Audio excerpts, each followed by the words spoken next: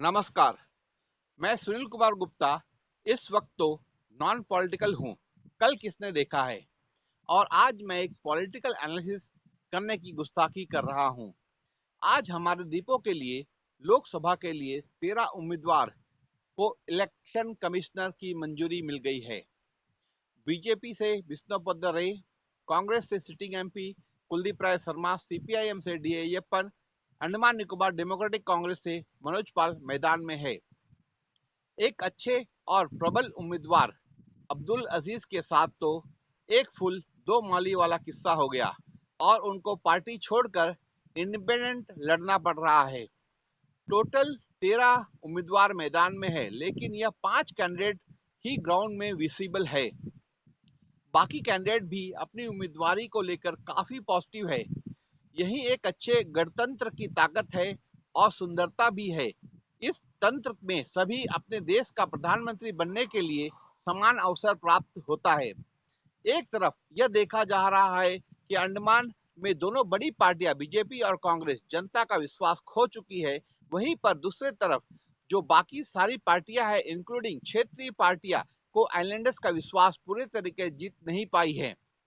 जैसे दो बिल्लियां की लड़ाई में फायदा बंदर उठा ले जाता है, वैसे ही कांग्रेस और बीजेपी की लड़ाई में फायदा बाकी पार्टी उठा सकती थी अगर वह एकजुट होती और एक मिनिमम कॉमन मैनिफेस्टो के तहत मिलकर एक ही उम्मीदवार खड़ा करती। लेकिन आप अच्छी तरीके से जानते हैं कि बंदर कभी गुलाटी मारना नहीं छोड़ता। आइलैंडर्स के सामने इस बार 2024 इलेक्शन में बड़ी दुविधा है। एक तरफ अब्दुल अजीज कैंडिडेट है जो जनता के बीच जाकर उनके लिए आवाज उठाते हैं, स्ट्राइक और चक्का जाम करते हैं, तो दूसरी तरफ एक आईआईटीएन, कानून का अच्छा जानकार, जो एडमिनिस्ट्रेशन को सुप्रीम कोर्ट तक घसीटने की क्षमता रखता हो, निडर उम्मीदवार मनोज पाल है। सीपीआईएम के अय्यप्पन जी भी बहुत एक्सपीरियंस्ड, नॉलेजेबल और deep administrative process and contact के धनी है। पार्टी चलाने का एक्सपीरियंस और पब्लिक रिलेशन के एक्सपर्ट्स हैं। बीएसपी के डॉक्टर मलिक भी वेरी एजुकेटेड, एक्सपीरियंस्ड और great international exposure of experience रखते हैं। इन उम्मीदवार के पास एमपी इलेक्शन लड़ने का कोई तजुर्बा नहीं है और इनका सीधा मुकाबला कई बार एमपी इलेक्शन लड़े हुए और हारे और जीते हुए कैंडिडेट के साथ होगा। पॉलिटिक्स की दुनिया में यह कहा जाता है कि पहला इलेक्शन हारने के लिए होता है, दूसरा इलेक्शन लड़ने के लिए होता है और तीसरा इलेक्शन जीतने के लिए होता है। तो आपको क्या लगता है, इनमें से कोई तीसरे इलेक्शन तक आपके लिए टिकेगा? एक तरफ जहां यह उम्मीदवार देश के दो बड़े पार्टियों के उम्मीदवार भैया और दादा से लड़ेंगे, उसी जगह भैया और दादा अपने ही पार्टी के उस उम्मीदवार जिनको टिकट नहीं मिला है, टीएसजी भास्कर तथा विशाल जॉली और उनके समर्थक के साथ भी लड़ेंगे। दोनों बड़ी पार्टियों के पास सबसे बड़ा चैलेंज यह होगा कि दोनों अपनी ही पार्टी के इन लीडर भास्कर और विशाल और उनके समर्थकों को कन्विंस करे कि वो इनका साथ दे। उनकी जीत भी इसी बात पर निर्भर होगी। लेकिन अगर वे ऐसा करने में फेल होते हैं तो उनका हारना निश्चित है। जहां तक मैं देख पा रहा हूं कि अगर विशाल जॉली दादा का साथ देते हैं तो विजय दोनों के हाथ में उनके लड्डू होगा और सर कढ़ाई में होगा। कैसे? वो ऐसे कि दादा जीत जाते हैं तो उम्र होने के कारण पार्टी उनको 2029 में टिकट नहीं देगी और विजय को यह मौका मिल जाएगा। और अगर दादा हार जाते हैं तो भी उनका साथ देने के कारण गुडविल में उनको टिकट मिल जाएगा। Anyway, he has great support from party कार्यकर्ता। लेकिन भास्कर का केस मुझे लगता है थोड़ा सा अलग है, क्योंकि अगर वो कुलदीप का साथ देते हैं और कुलदीप अगर जीत जाते हैं तो दोबारा 2029 में उनको टिकट मिलेगा। लेकिन अगर कुलदीप हार जाते हैं तो भास्कर का नंबर लग सकता है। और एक बात, बीजेपी के पास 2029 में कोई स्ट्रांग बंगाली कैंडिडेट नहीं होगा, तो भास्कर जी का नंबर लग सकता है। लेकिन उसके लिए उनको केआरएस का साथ भी देना होगा और हराना भी होगा। फिलहाल आइए देखते हैं कि दादा का एक स्टेटमेंट जो काफी वायरल हो रहा है। ये अंडमान भारत का हिस्सा है। जैसा मैं एमपी बना, बंगाल का आदमी आके 3 बार अंडमान से बीजेपी से मैं पार्लियामेंट गया, भारत का हिस्सा है। और इसमें का लोकल नॉन लोकल कुछ नहीं है। सुनिए, ये अंडमान भारत का हिस्सा है और इसमें का लोकल नॉन लोकल कुछ नहीं है। सुनिए, क्या क्या बोला दादा ने? लोकल और नॉन लोकल कुछ नहीं होता। अगर लोकल और नॉन लोकल कुछ नहीं होता तो फिर आप 100% जॉब रिजर्वेशन किसके लिए करोगे? लोकल के लिए या नॉन लोकल के लिए? जब विष्णुपद राय जी ये के लिए लोकल और नॉन लोकल कुछ नहीं होता, दोनों बराबर है, तो इनके लिए ट्राइबल और नॉन ट्राइबल भी कुछ नहीं होना चाहिए। ट्राइबल और नॉन ट्राइबल भी बीजेपी के लिए बराबर होना चाहिए। दादा के लिए एक निकोबारी, एक ओंगी, एक सोमपेन और एक व्यक्ति जो 2020 में हमारे आइलैंड में आया है, जिसके पास वोटर कार्ड तक नहीं है, बराबर है।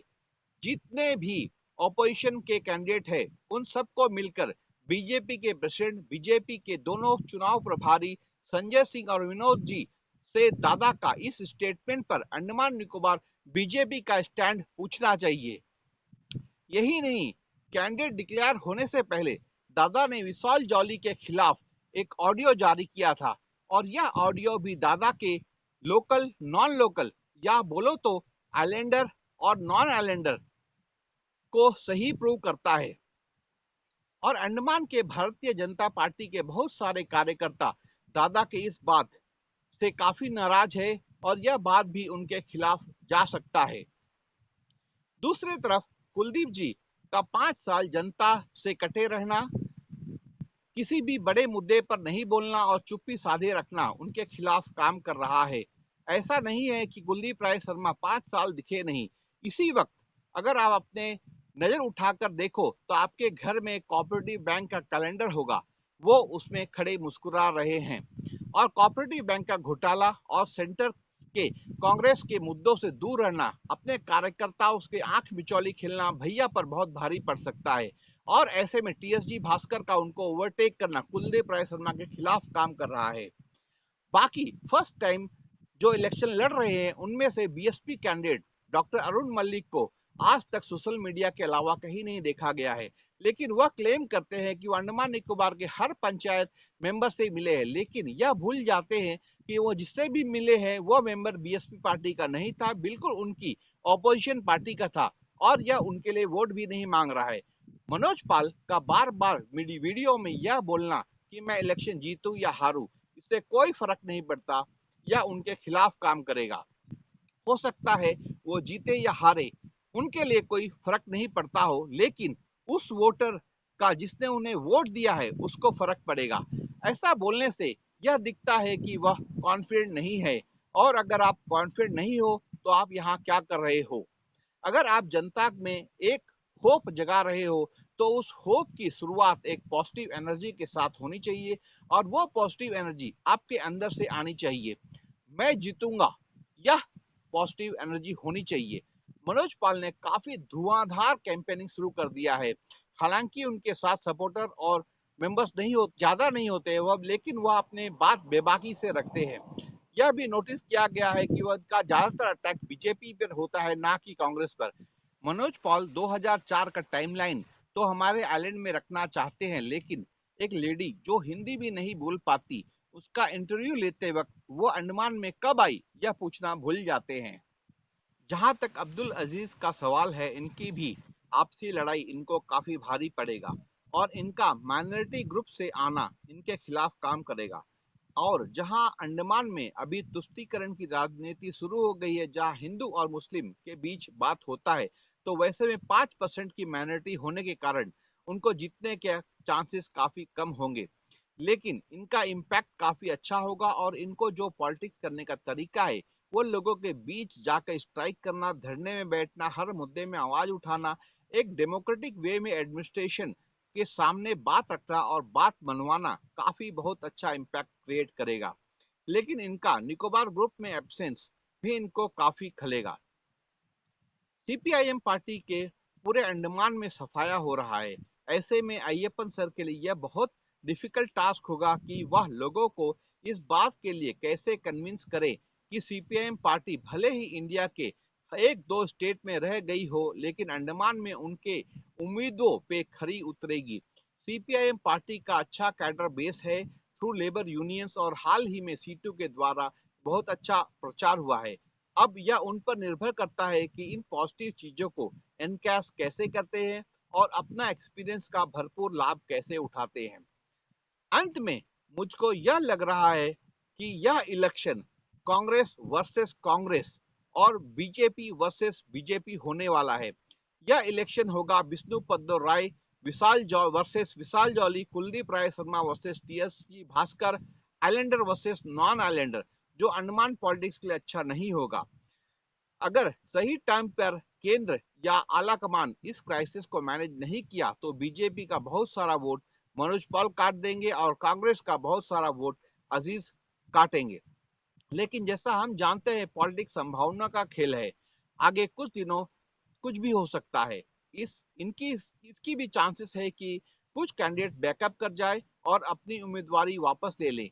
बड़ी पार्टियां का उन पर प्रेशर या दबाव बन सकता है, लालच भी दिया जा सकता है। लेकिन इन सब का हाल देखने के लिए हमें कुछ दिन और इंतजार करना होगा।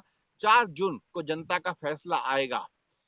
मेरा यह पॉलिटिकल एनालिसिस आपको कैसा लगा, कमेंट करके जरूर बताएं। तब तक के लिए मैं सुनील कुमार गुप्ता आपसे विदा लेता हूं। जय हिंद, नमस्कार, जय श्री राम।